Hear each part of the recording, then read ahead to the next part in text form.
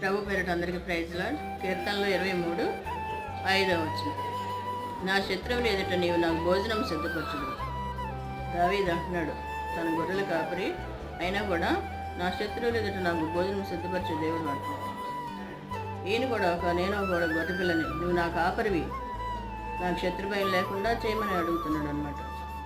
అడవిలో గొర్రెపిల్ల ఉంటే సింహాలు పుల్లు ఉంటాయని ఎంత భయం గొర్రెకి, గొర్రెపిల్లకి. అదేవిధంగా ఈ లోకంలో కూడా మనకి శత్రుభయం అంటే శత్రువే కాదు, అనారోగ్యాలు, ఆర్థిక ఇబ్బందులు, అనారోగ్యాలు అన్నీ ఉంటాయి. వీటిలన్నింటినీ కూడా మనల్ని తప్పించే దేవుడు. మనం ఆయన కాపరిగా చేసుకున్నప్పుడు మనకి ఏ భయం ఉండదు, అనారోగ్యం ఉండదు, శత్రుభయం ఉండదు. దేవుడు మనకి ఎల్లవేళలా తోడుగా ఉంటాయి. మనకి ఏ భయం ఉంటుంది, ఏ భయం ఉండదు. మనం ఆయన్ని దేవునిగా ఉంచుకోవాలి, మన కాపరిగా ఉంచుకోవాలి. కాపరికి